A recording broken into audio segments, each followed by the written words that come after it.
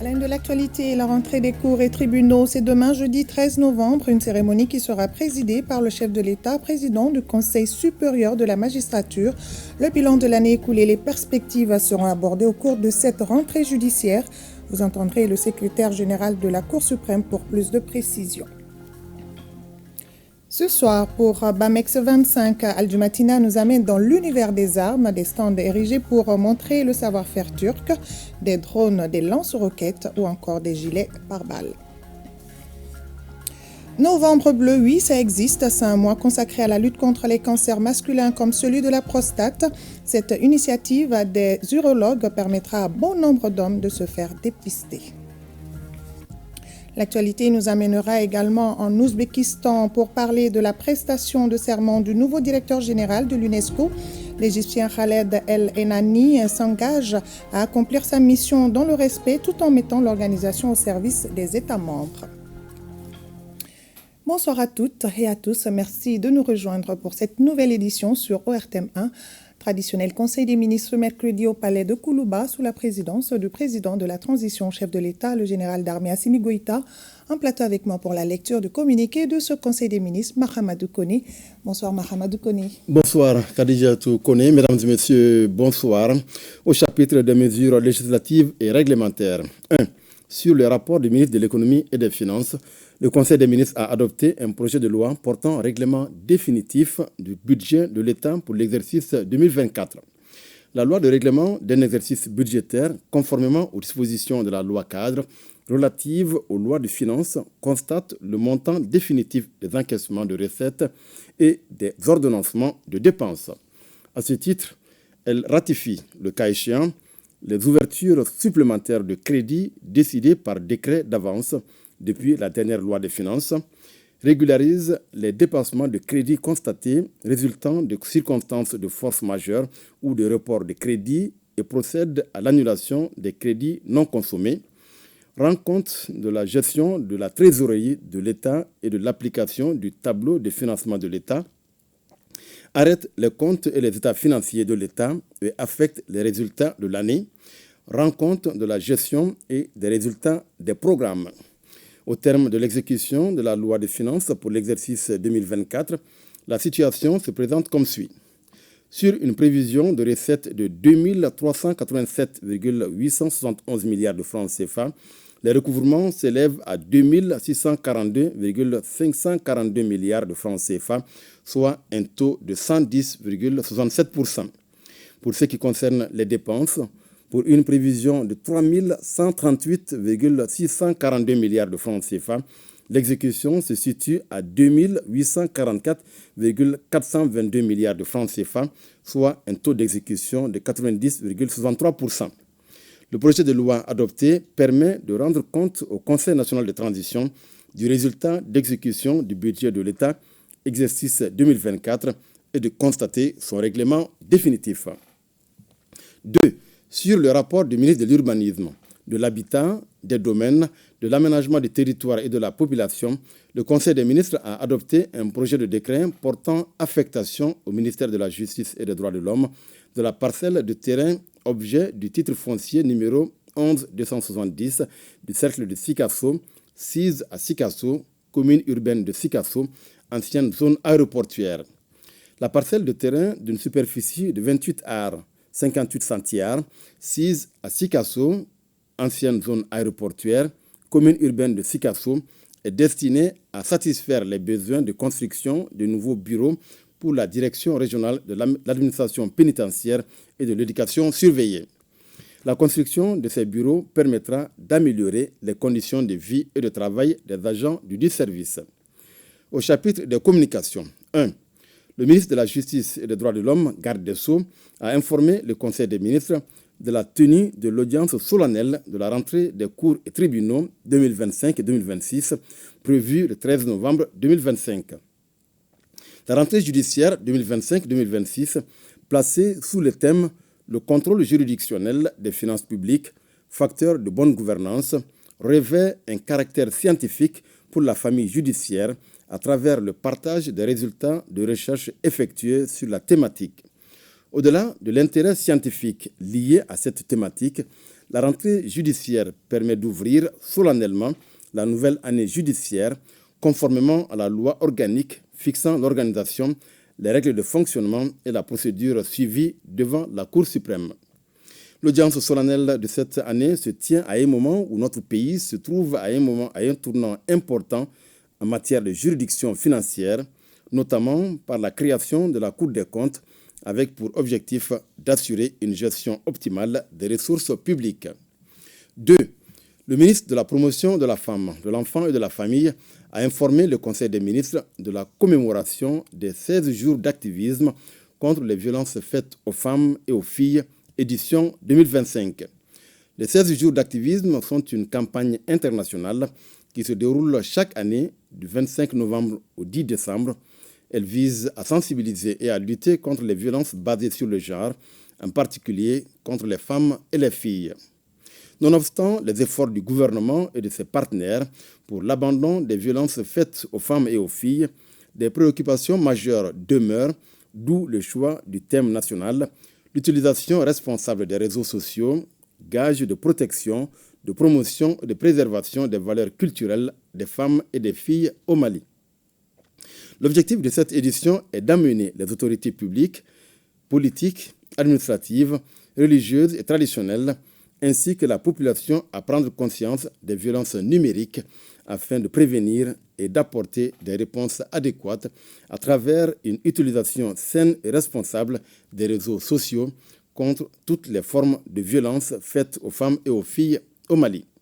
3. Le ministre de l'Urbanisme, de l'Habitat, des Domaines, de l'Aménagement du territoire et de la population a informé le Conseil des ministres de la participation du Mali à la première édition du Salon de l'architecture et de la construction du Niger, Archimat 2025, du 29 octobre au 2 novembre 2025 à Niamey, au Niger. Cette première édition, placée sous le thème « Architecture et souveraineté constructive » vers un secteur des BTP innovants pour un développement durable inclusif, a enregistré la participation des principaux acteurs publics et privés du secteur du bâtiment et des travaux publics venus de la Confédération des États du Sahel et de plusieurs autres pays d'Afrique. Le salon visait principalement à promouvoir les échanges d'expériences entre professionnels de l'architecture et du BTP, mettre en valeur les techniques et matériaux locaux de construction durable, renforcer la coopération entre les États africains, favoriser la création d'un cadre de partenariat public-privé dynamique. La participation du Mali a suscité un intérêt marqué grâce à la qualité des innovations, des initiatives en matière de logement social et sa volonté affirmée de promouvoir la coopération sahélienne dans le domaine du BTP. 4. Le ministre de l'Élevage et de la Pêche a informé le Conseil des ministres de la tenue de la 4e édition des Journées du Poisson du Mali, les 11, 12 et 13 décembre 2025. Les Journées du Poisson du Mali constituent un espace d'échange, de promotion, d'information, de sensibilisation sur la filière poisson et son rôle dans la sécurité alimentaire et nutritionnelle dans notre pays. Au cours de cette édition, plusieurs activités sont prévues, notamment la foire du poisson dédiée aux acteurs du sous-secteur de la pêche et de l'aquaculture, la mise en place d'un espace institutionnel dédié à l'information, aux échanges et découvertes des produits et services, la mise en place d'un espace de restauration et de vente du poisson, la mise en place d'un espace dédié aux cages flottantes et aux bacs hors sol, l'organisation de conférences débats, les nuits culturelles du poisson, la course de pirogue sur le fleuve Niger pour la valorisation des savoirs traditionnels des communautés de pêcheurs. 5. Le ministre de la Santé et du Développement social a informé le Conseil des ministres A. de la participation du Mali au 2e sommet mondial sur le développement social tenu du 4 au 6 novembre 2025 à Doha, au Qatar. Ce 2e sommet avait pour objectif de combler les lacunes et réaffirmer l'engagement envers la déclaration de Copenhague sur le développement social, le programme d'action et sa mise en œuvre, et donner un élan à la mise en œuvre de l'agenda 2030 conformément à la résolution 78-261 de l'Assemblée générale des Nations unies du 26 février 2024. Aussi, dans le cadre de la mise en œuvre des prescriptions contenues dans ces documents importants, le Mali s'est engagé à accorder une priorité à l'éducation, à la formation professionnelle et à la santé, avec comme socle la famille. Dans la même dynamique, il s'emploiera à lutter contre les discriminations, à promouvoir l'inclusion sociale et à soutenir les plus vulnérables, y compris les femmes, les jeunes, les enfants, les personnes âgées et les personnes en situation de handicap, tout en encourageant la solidarité et la cohésion au sein des communautés. B. De la situation épidémiologique du pays, marquée notamment par une augmentation du nombre de cas confirmés de dengue comparé à celui de la semaine écoulée. Le président de la transition, chef de l'État, a appelé la population au respect strict des mesures de prévention et de lutte contre les maladies. Voilà, Khadija Toukone, ce qu'il fallait retenir du communiqué du Conseil des ministres de ce mercredi. Merci bien, Mohamedou Koné. Suite de ce journal et en images, 4 nouveaux membres font leur entrée à l'Office de lutte contre l'enrichissement illicite au CLEI. Il s'agit de Modibo Sako, président de l'OCLEI, de Mohamed Saïdou Sen, du colonel-major Modibo Issa Georges Keïta et de Mamadou Seragata Traoré. Ils ont prêté serment ce matin devant les membres de la Cour suprême en présence des collègues et parents. Auparavant, le procureur général près la Cour suprême a, dans ses réquisitions, retracé le parcours académique et professionnel de ces 4 nouveaux membres avant de les renvoyer à leurs fonctions. Également, dans ce journal, je le dis en titre, rentrée des cours et tribunaux, c'est demain, jeudi 13 novembre, sous la présidence du chef de l'État en sa qualité de président du Conseil supérieur de la magistrature. Cette rentrée judiciaire est un événement au cours duquel les acteurs du monde judiciaire font le bilan de l'année écoulée et tracent les perspectives pour l'année à venir. Le contrôle juridictionnel des finances publiques, facteur de bonne gouvernance, est le thème de cette année. Pour plus de précisions, écoutons le secrétaire général de la Cour suprême, Nouhoum Boiré, au micro de Alousseni Touré. La rentrée judiciaire des cours et tribunaux est une tradition solennelle du monde judiciaire. C'est une occasion de faire l'ouverture officielle de l'année judiciaire. Et en même temps, c'est un moment de réflexion sur les orientations de la justice. Donc, à l'occasion de cette cérémonie, on fixe le bilan de l'année écoulée et on présente le bilan d'abord de l'année écoulée et on fixe les priorités pour le renforcement de l'état de droit et la confiance des citoyens dans l'institution judiciaire. Les thèmes choisis cette année s'intitulent le contrôle juridictionnel des finances publiques, facteur de bonne gouvernance. Et le choix de ces thèmes répond aux exigences de l'actualité. Vous n'êtes pas sans savoir que la gestion des finances publiques est au cœur même de la gouvernance de tout État moderne.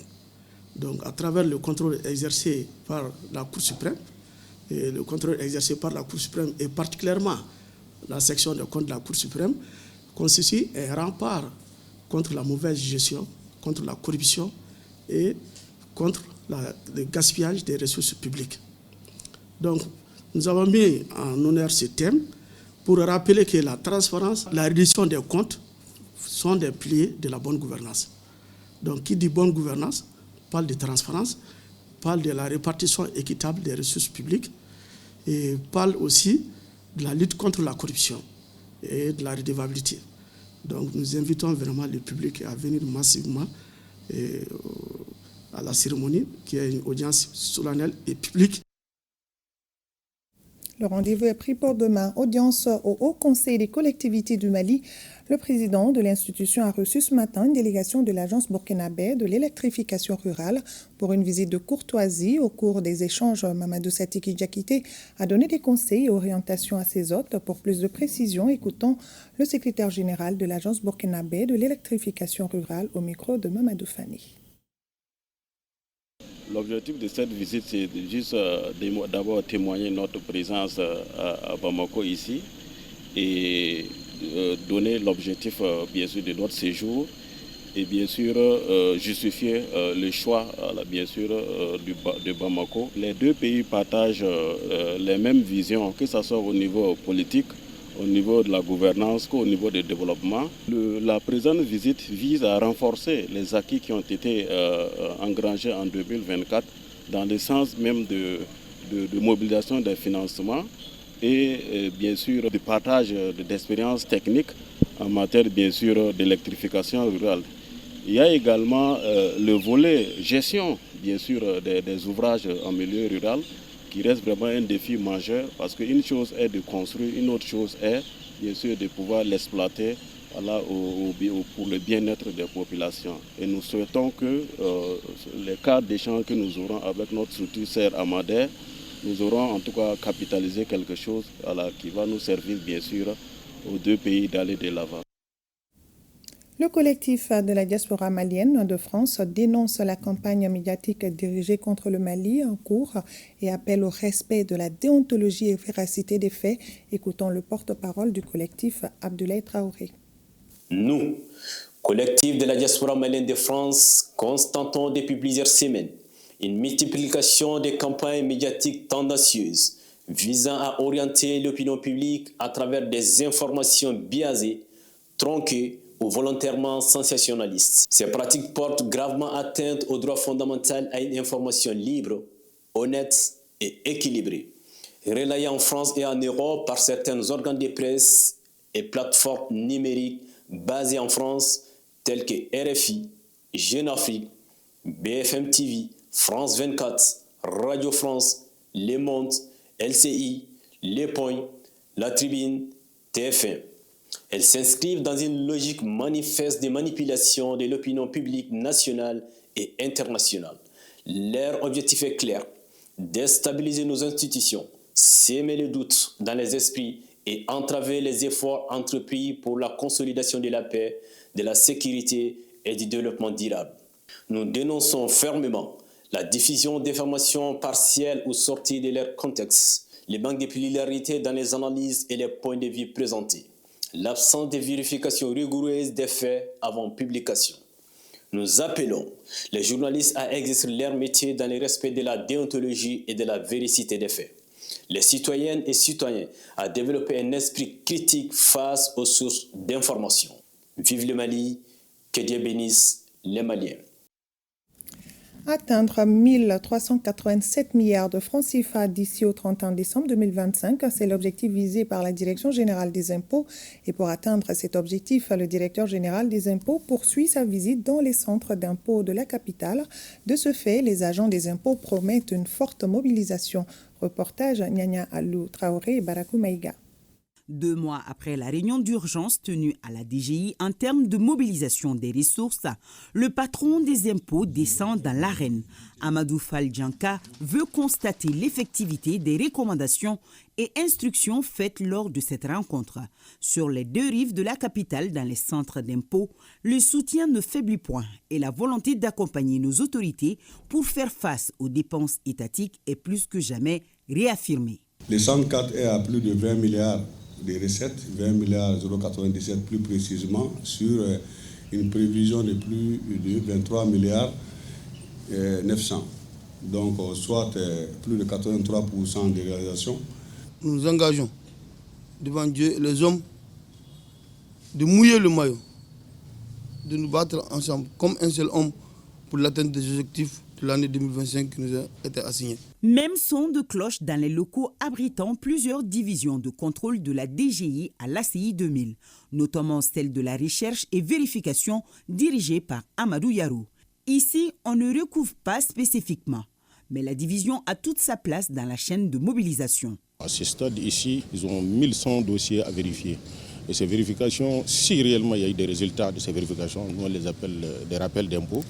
Ces rappels d'impôts, si on les met en émission et en recouvrement avant la fin de l'année, ils peuvent contribuer considérablement à l'atteinte de l'objectif.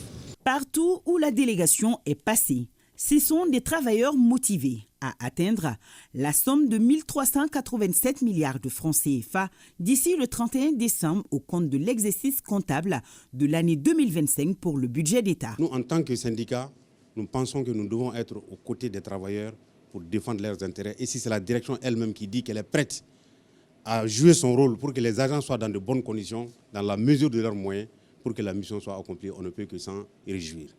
Au 31 octobre, en application des recommandations, le CIM2, sur une prévision de 925 millions, a réalisé à la date du vendredi dernier 960 millions. Donc on va s'engager. Le reste des prévisions jusqu'au 31 décembre, ça doit faire dans les 4,3 milliards. Au stand 5 à Badalabougou, on retrouve la seule dame à occuper ce poste de responsabilité aux impôts dans le district. On va continuer la mobilisation des recettes parce que notre pays actuellement est en pleurs. Notre pays mérite cela. Et l'État compte sur la seule mobilisation des recettes intérieures. Donc nous allons tout mettre en œuvre pour l'atteinte des objectifs de la DG, Inch'Allah. À situation exceptionnelle, mesure exceptionnelle, dit-on, cette sortie du directeur Djanka, qui est une première d'après les agents rencontrés sur le terrain, a tout son sens. Elle est non seulement de portée nationale, mais elle a permis de renforcer ce lien avec la base. Et je suis satisfait parce que j'ai retrouvé des agents motivés, des agents engagés pour la cause nationale, des agents engagés pour la mobilisation des ressources au profit de l'État. Le directeur général des impôts était accompagné d'une forte délégation composée de ses plus proches collaborateurs. Une image forte qui magnifie l'esprit collégial de la structure pourvoyeuse de recettes pour l'État. Atteindre 1 387 milliards de francs CFA d'ici au 31 décembre 2025, c'est bien possible avec les agents des impôts. Après Octobre Rose, qui est consacré à la lutte contre le cancer du sein et du col de l'utérus, et pour être tout à fait complet, Novembre Bleu vient d'être lancé, un mois dédié à la lutte contre les cancers masculins, parmi lesquels le cancer de la prostate. Les hommes ont eux aussi l'occasion de se faire dépister à travers cette campagne initiée par l'Association malienne des urologues. Cette première édition vise à briser le tabou autour de la santé masculine. Le reportage de Maïmouna Guindo et Oumar Katraoré. La couleur bleue s'invite ce mois-ci dans les hôpitaux, les rues et les médias. Derrière cette vague symbolique, une cause de santé publique encore trop souvent passée sous silence, le cancer de la prostate. Les urologues maliens ont donné le ton du mois de sensibilisation baptisé Novembre Bleu, rejoignant ainsi une dynamique mondiale. La prostate, qui est une glande normale chez l'homme, qui peut être atteinte par plusieurs maladies, dont le cancer. Il faut dire que le cancer est le premier cancer urogénital chez l'homme. Et plus de 100 cas sont diagnostiqués par an dans le service d'urologie du CHUD.G. Pendant tout ce mois de novembre à Bamako, une campagne de dépistage du cancer de la prostate à l'intention des hommes de 45 à 70 ans. À travers Novembre Bleu, notre objectif est d'encourager les hommes à prendre soin de leur santé, promouvoir le dépistage régulier du cancer de la prostate et des autres cancers masculins, et mobiliser les familles, les communautés et les médias pour briser le silence autour de ces maladies. Sur plus de 1100 cas de cancer enregistrés au Mali, 3% touchent les hommes. Une proportion qui pourrait baisser si chacun prenait le réflexe de se faire consulter. C'est le message que porte Novembre Bleu. Nous notons malheureusement que plusieurs facteurs font que certains sujets sont victimes en gardant le silence de cette maladie du fait. La peur, la honte et le manque d'information. Donc c'est le lieu pour moi de vous inviter à aller dans les structures de santé pour être mieux orientés, car nous disposons des plateaux techniques adéquats et performants pour la prise en charge de toute pathologie liée à la prostate. À la fin de la cérémonie, le ministre de la Santé s'est prêté à un jeu symbolique sur le terrain. En marquant quelques buts, elle a voulu illustrer la victoire contre le cancer de la prostate. Faisons à présent un tour à Bamex 25 au parc des expositions. Le ministre des Affaires étrangères et de la coopération internationale et son collègue en charge de la communication ont animé une conférence de presse sur la situation actuelle marquée par une cabale médiatique contre notre pays. Ils ont rappelé les efforts consentis par les autorités dans le cadre de la sécurité. Bemba Sibi. Ici, c'est le Mali, nous sommes bien à Bamako. Voilà, et nous ne sommes pas encerclés, nous sommes en toute liberté. C'est en ces termes que le ministre des Affaires étrangères et de la coopération internationale a entamé son intervention. L'image réelle du Mali en total déphasage avec celle que certains médias internationaux véhiculent à longueur de journée. Les Fama évoluent en toute autonomie et engagent des résultats au quotidien. Les groupes armés terroristes sont acculés à telle enseigne qu'ils ont changé d'approche en s'attaquant aux industries, aux chantiers routiers et maintenant aux citernes de carburant. L'objectif est de créer la panique, voire le chaos, mais les pronostics ont tous échoué. Le scénario qu'on vous a décrit et qui a été concocté, nous le savons, dans des officines, des services de renseignement étrangers, mais aussi sur les tableaux, sur les plateaux de télévision, n'est pas le Mali, n'est pas le Bamako que vous avez en face de vous. Donc il est important que ceux qui sont derrière ces terroristes et ceux qui se présentent comme aujourd'hui des relais du message des groupes terroristes puissent comprendre que toute cette désinformation ne portera pas, parce que en réalité, ceux qui décrivent, ils doivent sortir de leurs rêves pour venir à la réalité. La réalité, elle est différente. Le Mali est là. Aujourd'hui, le Mali est un pays normal dans une situation anormale. Ça arrive à tous les peuples et nous y faisons face avec beaucoup de détermination et d'abnégation. Mais malheureusement, nos efforts ne sont pas connus et souvent même volontairement altérés. Loin de ce qui est vulgarisé, il n'y a pas de blocus sur Bamako. Certes, il y a des perturbations dans l'approvisionnement d'hydrocarbures, mais tout est mis en œuvre pour rétablir rapidement la situation. L'État s'est organisé, a mis en place un plan stratégique pour reprendre l'approvisionnement, pour assurer la sécurité des convois et plus généralement intensifier des opérations militaires pour la sécurisation du pays. Et progressivement, vous voyez que des centaines de camions arrivent par jour pour reprendre l'approvisionnement de Bamako et d'autres localités, et nous allons maintenir ces efforts. Le ministre Diop n'a pas manqué de saluer la résilience et le sacrifice des Maliens, particulièrement celui des FAMA et des chauffeurs dans l'approvisionnement correct du pays. Aux organisations internationales et États, le message reste le même. Aucune action concernant le Mali ne se fera sans le Mali. La réaction terrible de l'Union africaine est très en deçà de nos attentes.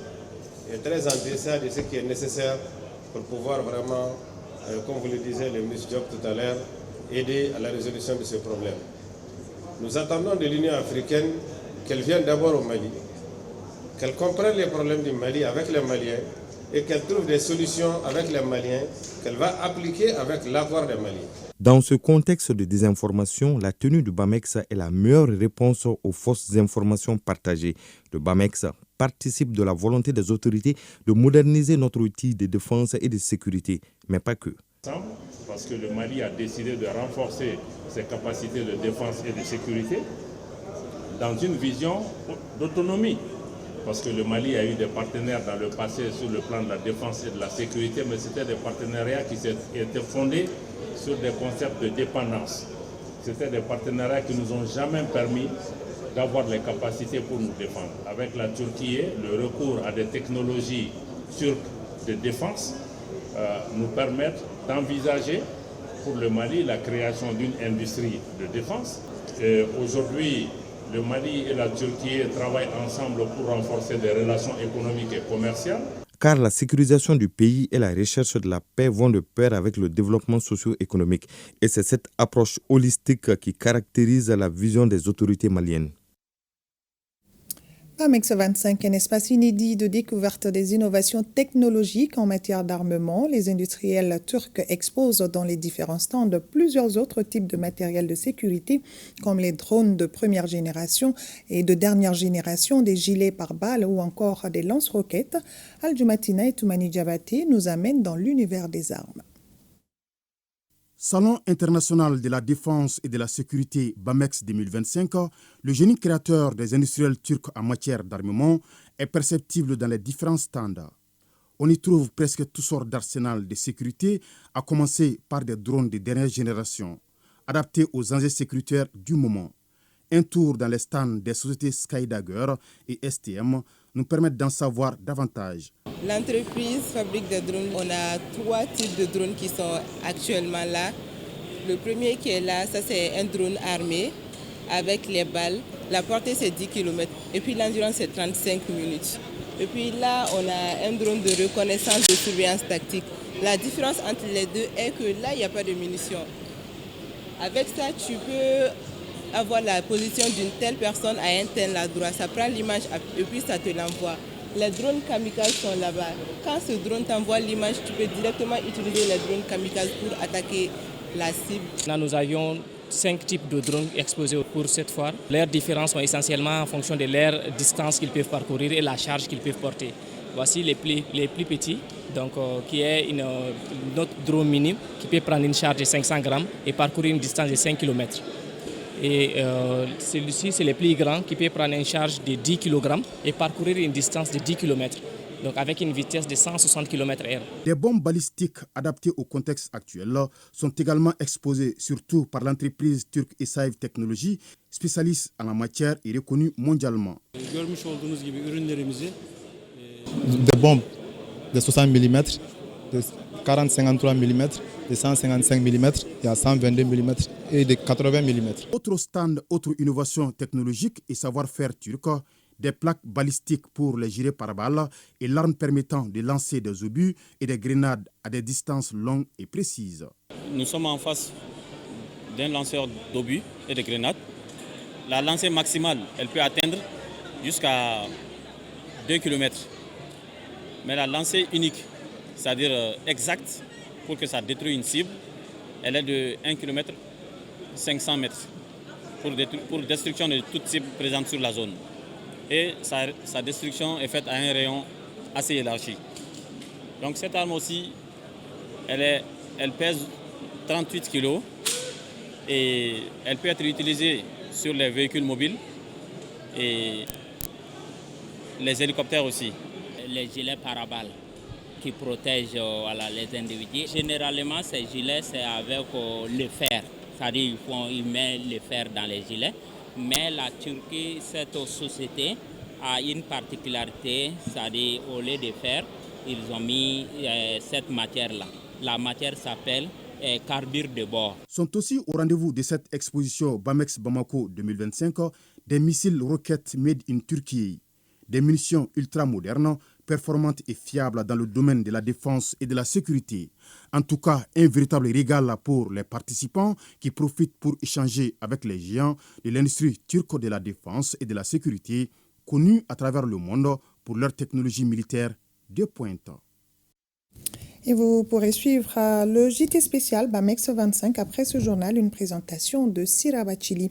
43e conférence générale de l'UNESCO en Ouzbékistan. La journée a été marquée par la prestation de serment du nouveau directeur général, l'Égyptien Khaled El Enani, élu le 6 novembre dernier, s'est engagé à accomplir sa mission dans le respect des valeurs et principes de l'organisation.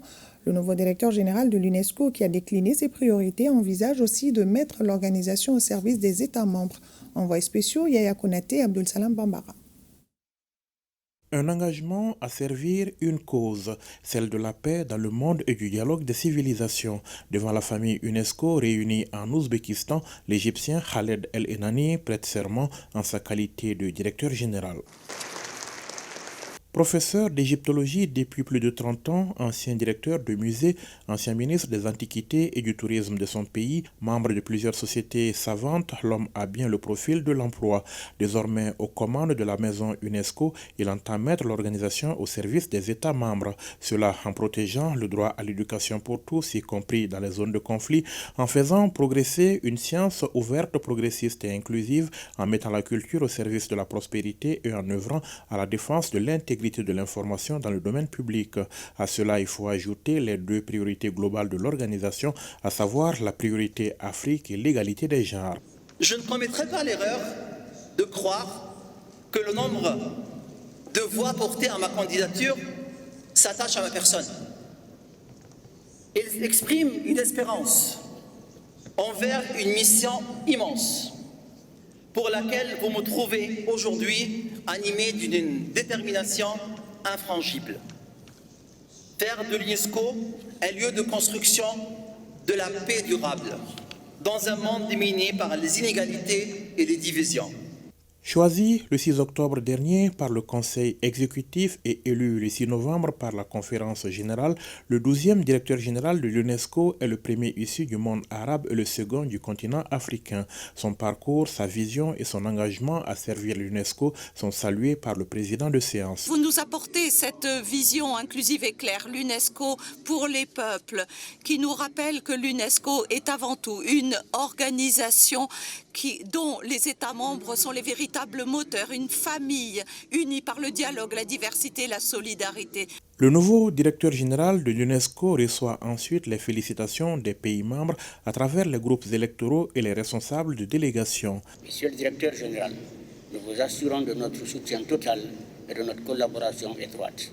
Nous sommes convaincus que sous votre leadership, l'UNESCO poursuivra et confortera chacun de ses mandats et atteindra avec le concours de tous de nouveaux sommets et de nouveaux mandats. Le cap est donc fixé pour le nouveau directeur général qui prendra ses fonctions au lendemain de la conférence générale le 15 novembre. Ainsi débutera pour lui un mandat qui va durer 4 ans au cours desquels le promu invite l'ensemble des acteurs à écrire avec lui un nouveau chapitre de la vie de l'UNESCO. Et lors de sa visite au siège Kafo-Djiguinéo après l'incendie qui a causé des dégâts matériels, le ministre de l'Économie et des Finances a salué le professionnalisme des hommes du feu. Nous l'écoutons au micro de Batraoré. Nous sommes venus très tôt visiter les locaux de Kafo-Djiguinéo.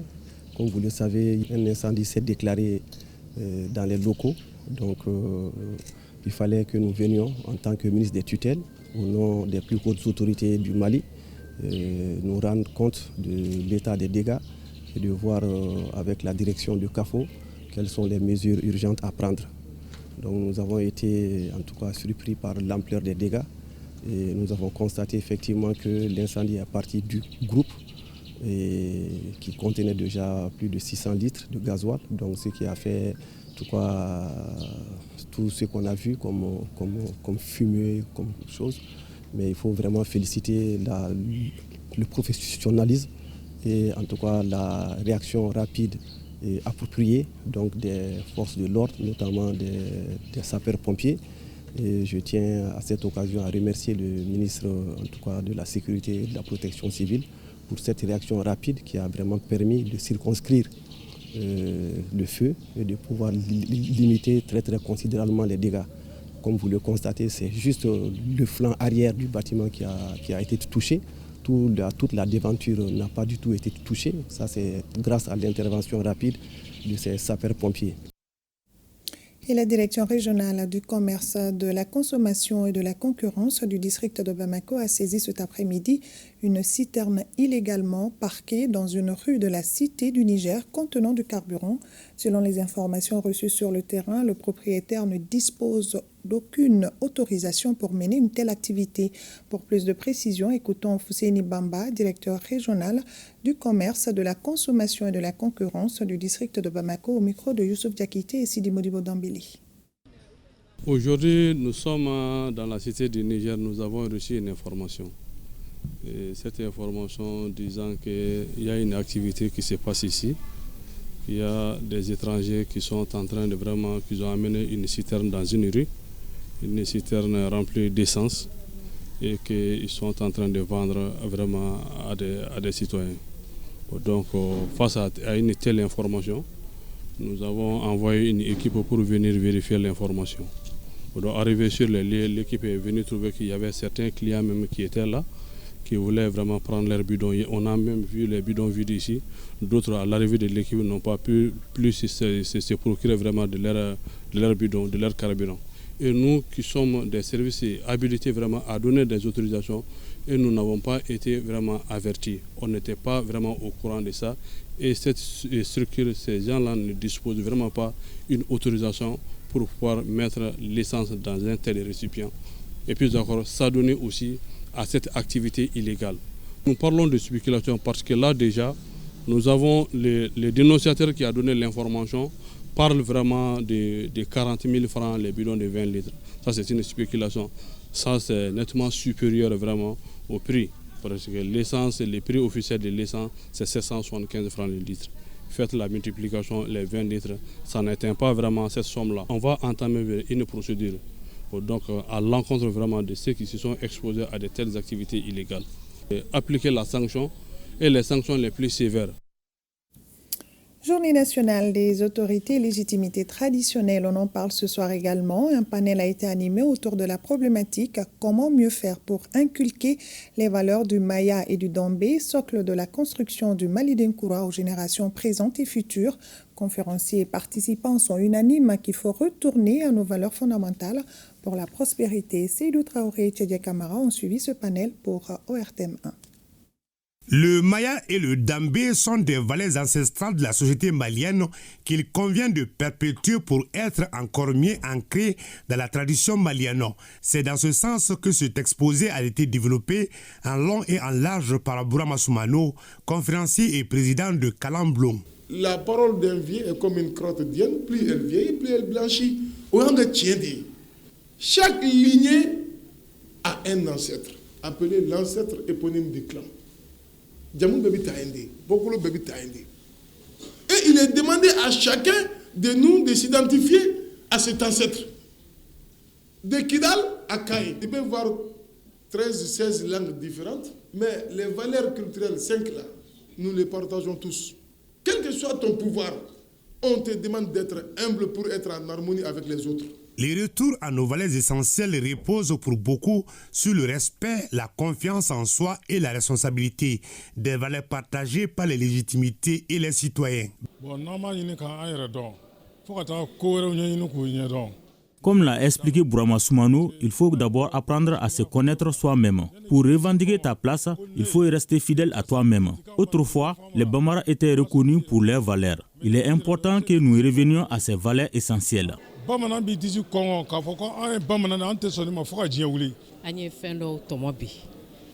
J'ai beaucoup appris à travers cette conférence. La première chose est l'éducation, le dambé et le bon comportement. Nous avons aussi compris la part de responsabilité des chefs de famille dans la gestion du foyer. Les chefs de famille doivent s'assumer pour assurer la bonne gestion des familles. Et Dieu merci, aujourd'hui, le Mali est le pays des grands empires. Quand on parle de Dambé, on parle de Oronia, on parle de Diatiguia, on parle de cousinage. Le Mali, c'est la base. Tous les pays que j'ai faits, tous les royaumes, ils ne parlent qu'une seule chose, que le Mali, c'est le berceau de l'humanité. La journée nationale des autorités et légitimités traditionnelles est bien plus qu'une opportunité pour chaque Malien de retourner aux valeurs traditionnelles avec des fondements basés sur l'éducation, le respect du bien public, le patriotisme, entre autres. Célébration de la journée des légitimités traditionnelles à Kaïkouli, Koro, Sikasso et Kuchala. Les chefs de village et de quartier saluent les autorités de la transition pour cette reconnaissance. L'événement a rassemblé l'ensemble des chefs coutumiers, sociétés civiles et autorités administratives. Remise d'attestations de reconnaissance à des notabilités, à des autorités régionales et à des légitimités traditionnelles. Des conférences débats ont été les temps forts dans ces différentes régions. Kabadjara, Adama Traoré, Moussokoro Séremé et Ibrahima Kone sont nos différents reporters. Les légitimités traditionnelles de la région des Cailles, vêtues de leur plus beau boubou, pour célébrer une journée très spéciale et importante qui leur a été dédiée en 2022 par le gouvernement du Mali. Il s'agit de la journée des légitimités traditionnelles célébrée chaque 11 novembre. Elle vise à reconnaître et à promouvoir le rôle des autorités traditionnelles dans la société malienne. Nous remercions vivement le chef de l'État, le président de la transition, le général d'armée Assimi Goïta, son gouvernement, pour avoir consacré une journée à leur nom. Cette journée leur a été dédiée pour encore magnifier leur rôle et leurs responsabilités dans la construction de la nation. Le rôle des autorités et légitimités traditionnelles dans l'éducation et la construction du Mali-Koura est le thème retenu pour cette 4e édition de la journée des légitimités traditionnelles. Le Mali-Koura n'est pas un slogan, c'est un appel à la conscience nationale. C'est l'image d'un citoyen responsable, honnête, travailleur et attaché à la paix. C'est aussi un être ancré dans ses valeurs, mais ouvert à la modernité, capable d'allier la sagesse de nos ancêtres et les exigences du monde moderne. Or, l'éducation et la construction de ce Mali-Koura ne peut se faire sans les repères moraux et culturels qui représentent nos autorités et légitimités traditionnelles. À l'issue de la cérémonie des notabilités des légitimités traditionnelles, ainsi que le gouverneur de la région ont reçu des attestations de reconnaissance. Notons qu'une attestation de reconnaissance a été remise à titre posthume à la famille de l'ancien chef du quartier Liberté et ancien président de l'association des légitimités traditionnelles des Cailles, Salif Diarra, très engagé pour la cause de ses semblables. La légitimité traditionnelle constitue un maillon essentiel et incontournable dans la chaîne de gouvernance de l'État. C'est pour cette raison que les autorités en charge de la transition ont initié cette journée, une journée au cours de laquelle une reconnaissance méritée est rendue à ces gardiens de nos us et coutumes. L'objectif de cette journée vise à faire connaître les légitimités traditionnelles, valoriser leurs fonctions, réaffirmer leur ancrage dans la société et contribuer à enrichir le système de gouvernance de l'État. La célébration de cette 4e édition de la Journée nationale de la légitimité traditionnelle s'inscrit en droite ligne de la vision du président de la transition, le général d'armée Assimi Goïta. Les légitimités traditionnelles constituent une institution essentielle de la société malienne. Elles ont mis en place des mécanismes basés sur les pratiques et les traditions afin de maintenir la cohésion sociale, prévenir et gérer les conflits, promouvoir la paix et la stabilité. Les autorités et légitimités traditionnelles assurent les formes de protection traditionnelles qui consistent en des règles d'éthique et d'interdit, privilégiant en particulier le devoir de transmission des savoirs, des savoir-être et savoir-faire endogènes, considérés comme des traits distinctifs de l'identité culturelle des communautés ou ayant un caractère sacré ou religieux. Cette 4e édition avait pour thème rôle et responsabilité des autorités et légitimités traditionnelles dans l'éducation et la construction du Mali d'Inkoua. Les 46 chefs de village et de quartier de la commune urbaine de Sikassou ont été célébrés dans une ambiance d'échange franc et d'écoute mutuelle autour des rôles et responsabilités des autorités et légitimités traditionnelles dans l'éducation et la construction du Mali d'Inkoura, thème 2025. Une journée de dialogue intergénérationnel et de transmission au cours de laquelle les femmes et les jeunes ont tenu à exprimer leurs attentes vis-à-vis de ces gardiens des valeurs sociales et culturelles dans une société en pleine mutation. Ce sont nos références, ce sont nos repères, et surtout dans le cadre du débat intergénérationnel. Nous comptons beaucoup sur eux pour vraiment mettre en place ce cadre-là, pour pouvoir vraiment rassembler la couche juvénile. C'est au moins se créer encore la cohésion entre les femmes et au moins se créer un lien entre les femmes du quartier sous forme de concertation, même si c'est mensuel, pour au moins les informer de nos valeurs traditionnelles. À travers une projection d'images retraçant l'histoire de ces médiateurs du quotidien, la coordination des chefs de quartier s'engage à faire de la préservation du vivre ensemble et de la paix un devoir moral dans une région qui a toujours fait de la tradition un levier de développement social. Les légitimités traditionnelles sont très fiers des autorités de la transition qui ont entrepris des actions pour améliorer leurs conditions de vie et de travail. En retour, les légitimités traditionnelles accompagneront les autorités de la transition pour une sortie de crise qui est synonyme de paix. Serrer nos rangs, formant un seul bloc pour barrer la route aux impérialistes, aux colonialistes, aux fédéralistes.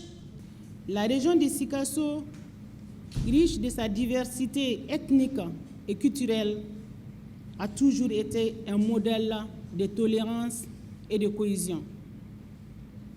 À travers les efforts conjoints de l'administration, des légitimités traditionnelles et des forces vives, nous continuerons à promouvoir le dialogue, la concertation et la solidarité communautaire comme gage d'un développement harmonieux et d'une paix durable. La célébration de la journée des autorités et légitimités traditionnelles s'achève à Sikassou dans une atmosphère de reconnaissance et de solidarité. Des attestations et distinctions sont décernées à la chef de l'exécutif, au préfet et aux parrains et marraines du mois de la solidarité. Et dans un élan patriotique, Un fonctionnaire à la retraite décide d'offrir de sa pension une somme symbolique de 25 000 francs CFA à la zone de défense au numéro 8 en guise de contribution à l'effort de guerre. Cette journée nationale des autorités et légitimités traditionnelles est fêtée à Koutiala avec faste sous l'égide du gouverneur. Ainsi, dans une salle pleine à craquer, la motivation et l'engagement des garants de la tradition sont forts pour l'éducation et la construction du Mali d'Incroix. Le Mali d'Incroix représente un projet de refondation sociale, culturelle, politique, morale du Mali. Il vise à reconstruire une société fondée sur les valeurs authentiques maliennes. Dans ce processus, les autorités traditionnelles jouent un rôle central car elles incarnent les valeurs, les savoirs et la mémoire collective de la nation. Je voudrais à cette occasion rendre un vibrant hommage à toutes les autorités et légitimités traditionnelles du cercle et de la région de Koutiala pour leur engagement constant en faveur de la paix, de la cohésion sociale et du développement. La fête des autorités et légitimités traditionnelles dédiée à la renaissance des valeurs, l'identité et les traditions maliennes traduit la volonté du gouvernement à redécouvrir nos propres repères, valoriser nos institutions ancestrales et mobiliser les forces vives pour la reconstruction nationale. Les autorités et légitimités traditionnelles sont les premiers représentants de l'État dans les villages, quartiers et fractions pour défendre, appliquer et faire appliquer la politique de l'État. Elles sont les premières autorités à aborder des questions d'éducation, de prévention et de résolution des conflits. À Koutiala, la fête du 11 novembre, journée nationale des autorités et légitimités traditionnelles, est marquée par des conférences sur le concept Mali d'Incroix, le programme présidentiel de développement de la culture ainsi que les valeurs du Maya et du Dambé. Cette journée a été célébrée également à Gao, Kidal, Taoudéni et Nioro du Sahel, une journée qui a permis aux participants de mettre un accent sur les valeurs sociétales que les anciens doivent transmettre aux jeunes pour répondre aux attentes des Maliens. Idrissa Djibrila Maïga, Aliou Idrissa Maïga, Fousseini Samake et Moussa Diakité. Les chefs des villages et fractions, les chefs des quartiers, la société civile, les chefs militaires et autorités administratives, bref, tout le monde était présent pour la célébration de cette grande journée. Nous sommes en train de travailler à revenir aux valeurs d'antan, à nos notabilités, à nos chefs. Aujourd'hui, tous les problèmes que nous avons, nos chefs de village, de fraction, de quartier, peuvent résoudre les problèmes avant que ça n'arrive au niveau hiérarchique. Pour les légitimités traditionnelles de Gao, le 11 novembre est une journée historique au Mali. Cette journée porte un thème hautement symbolique et visionnaire, rôle et responsabilité des autorités et légitimités traditionnelles dans l'éducation et la construction du Mali d'Incroix. Ce thème n'est pas un slogan, c'est un appel, un engagement, une mission. Durant des siècles, les communautés et les institutions traditionnelles ont par leurs génie créateurs humains organisé la société et sont parvenus à un brassage multiséculaire ayant favorisé les échanges fructueux et créatifs qui ont permis de maintenir les valeurs identitaires des différentes communautés et les liens socio-culturels et de prévenir et gérer les conflits intracommunautaires tout en assurant la cohésion sociale, le vivre ensemble entre les populations diverses aux coutumes variées. Après la cérémonie, le chef de l'exécutif régional et sa délégation ont visité le bureau de la coordination des autorités et légitimités traditionnelles de la région de Gao. Cette année, la journée nationale des autorités et légitimités traditionnelles a été célébrée sous le thème « Rôle et responsabilité des autorités traditionnelles dans l'éducation et la construction du Mali d'Incroix », un thème très évocateur. Vous, chef traditionnel, vous êtes la plante des pieds sur laquelle tout doit être construit. C'est vous qui êtes le premier formateur des communautés. C'est vous qui êtes les premiers enseignants des communautés. C'est vous qui, tous les autres que vous voyez, qui représentent l'État ou les autres services, ils travaillent pour vous. Des attestations de reconnaissance ont été délivrées aux légitimités traditionnelles qui se sont distinguées au cours de l'année. Et la remise des arrêtés de création des 5 nouveaux quartiers de la ville de Kidal. La journée de 11 novembre, légitimité traditionnelle, a été célébrée à Kidal. C'était vraiment une journée bien célébrée parce qu'on avait parlé de tout. On avait parlé de tout. On avait demandé à la légitimité traditionnelle leur engagement. On les a fait savoir qu'aujourd'hui l'État a fait ce qu'elle doit faire. Ils ont eu leur place dans l'État. Ils sont entre l'État et la population. Ils doivent jouer correctement leur rôle. Le président de la transition, le général de l'armée Assimi Goïta, il a même prévu des sièges pour légitimité traditionnelle dans chaque région. Les chefferies traditionnelles jouent un rôle déterminant dans le fonctionnement de nos sociétés. C'est pour informer et sensibiliser ces dépositaires et détenteurs des valeurs sociétales sur leur rôle et responsabilité dans l'éducation et la construction du Mali d'Inkroa que se tient cette rencontre dans la région de Taoudéni. L'objectif général de cette journée est de contribuer à mieux impliquer les autorités et légitimités traditionnelles dans l'éducation et la construction du Mali d'Inkroa. Elle se propose de mobiliser les institutionnels, les responsables des collectivités territoriales, les communautés, les professionnels du patrimoine et les organisations de la société civile pour échanger et faire davantage valoir aux institutions et structures traditionnelles l'importance de leur rôle et responsabilité dans l'éducation et la construction du Mali. Du 11 novembre comme fête au niveau national, c'est un retour aux sources. Donc ils doivent apporter le maximum dans le cadre de l'éducation surtout et du vivre ensemble. Donc je considère qu'ils ont un très grand rôle à jouer. Les communications sur les thèmes comme Maya et Dambé, rôle et responsabilité des légitimités traditionnelles et autorités dans la transmission des valeurs aux jeunes ont été au centre des échanges. Cette journée est une grande journée vraiment pour nous, la jeunesse. Et comme vous savez, les Maya et les Dambé sont des valeurs fondamentales. Donc en tant que jeunes, vraiment, nous demandons vraiment que les légitimités traditionnelles vraiment nous prodiguent des conseils. C'est une journée nationale sur tous les territoires de notre pays. Je lance un appel pour la cohésion sociale. Et je lance un appel aussi pour l'éducation et pour vivre ensemble.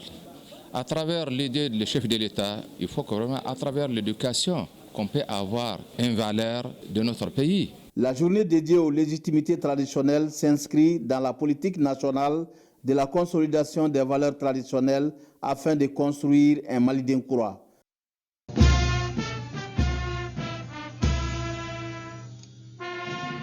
À Nioro, la célébration du 11 novembre, journée des autorités et légitimités traditionnelles, aura comblé toutes les attentes.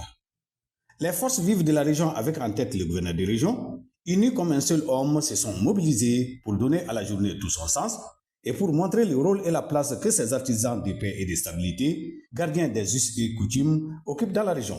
Les autorités et légitimités traditionnelles de la région de Nioro s'engagent à s'impliquer dans l'éducation et la construction du Mali d'Inkroa, d'exprimer notre soutien et notre accompagnement au président, le général d'armée Assimi Goïta et son gouvernement depuis les premières heures de la transition. Les autorités et légitimités traditionnelles ont un rôle particulier à jouer dans la sensibilisation, la rééducation et la construction du Mali d'Inkroa bâti sur le Maya Nidambé.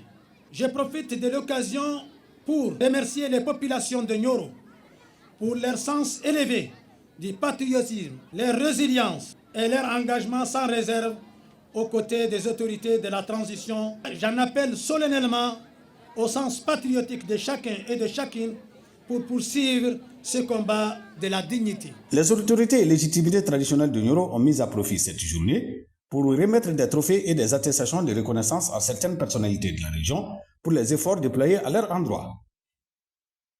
La région de Dioïla et Kita, à l'instar des autres régions, a également célébré la journée nationale des autorités et légitimités traditionnelles. Les défenseurs de nos valeurs ont promis de contribuer à la promotion de la paix et à la cohésion sociale, le vivre ensemble. Mustafa Doumbia, Mahamadi Alioubari.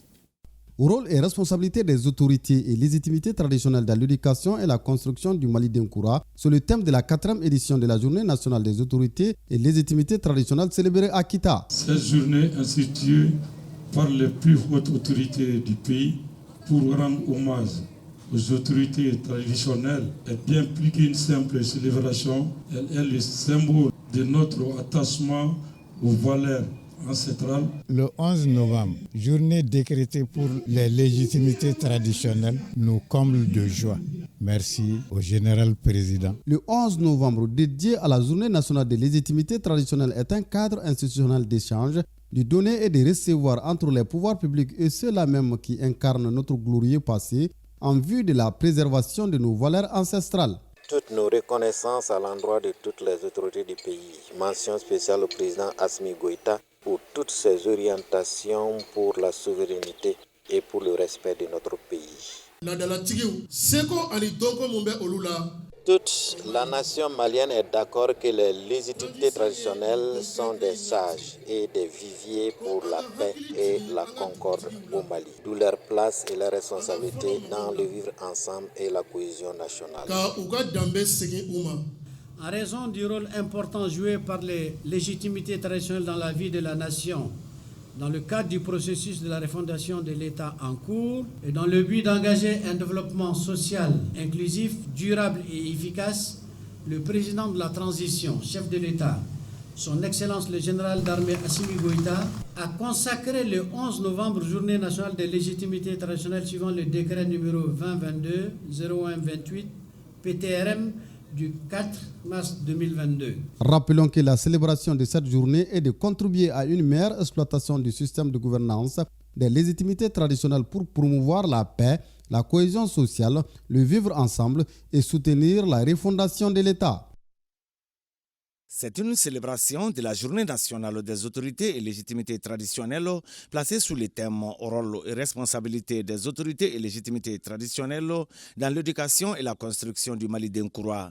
Elle a mobilisé les chefs de village de la région, les représentants des confessions religieuses, les maires, les préfets et sous-préfets, ainsi que les représentants des organisations de la société civile. Nous saluons l'institutionnalisation de cette journée. Elle a permis aux chefs de village d'être plus respectés. Nous formulons des bénédictions pour le pays et pour les autorités. Ça nous a amené même à habiller, à donner une tenue aux différents chefs de village, en plus des macarons qui leur ont été attribués par la présidence de la transition, les plus hautes autorités. Et le changement, c'est que ça a permis à ces chefs de village, à ces autorités traditionnelles de se redonner confiance. La Journée nationale des autorités et légitimités traditionnelles est une occasion de faire connaître davantage le rôle et les responsabilités de ces personnalités. L'institutionnalisation de cette journée est une initiative à saluer. Je place cette journée-là sous le signe de la paix et la réconciliation nationale. J'ai demandé aux chefs de village et à toute la région de Dioïla de faire des bénédictions pour le pays, pour qu'on puisse sortir de l'ornière, c'est-à-dire la guerre imposée au Mali par les terroristes. Les représentants des confessions religieuses ont saisi le cadre pour saluer les efforts de l'État et faire des bénédictions pour les autorités et pour le pays. Parlons toute autre chose à présent. L'association La Femme en Moi a organisé une session de formation à l'intention d'une vingtaine de femmes sur le thème « La vérité comme arme contre la désinformation et la protection des droits des femmes et des filles ». Le point avec Aliou Abdoulaye Touré. La promotion du leadership féminin, c'est le combat que mène l'association La Femme en Moi. Le créneau du jour, une session de formation sur la compréhension de la désinformation. Cette session permet aux femmes de mieux s'exprimer, d'occuper l'espace médiatique et de faire entendre leur voix sur les questions qui les concernent. Dans nos sociétés et particulièrement dans nos espaces numériques, la désinformation est devenue une arme redoutable. Elle manipule, divise, déforme les réalités et s'attaque souvent à celles qui osent s'exprimer. Les femmes journalistes, militantes, blogueuses ou animatrices en font régulièrement les frais. Insultes, harcèlement, campagnes de dénigrement, rumeurs infondées, autant d'attaques qui visent à les réduire au silence. Face à cela, notre réponse, c'est la vérité. Le formateur du jour, journaliste expérimenté, a pour sa part expliqué que la session portera sur des modules pratiques. Selon des études menées par un cabinet américain, chaque jour qui passe, il y a à peu près 1,5 milliard de fake news qui circulent à travers le monde. On dénombre quelques 500 millions de personnes qui partagent tous les jours au moins 3 fausses nouvelles.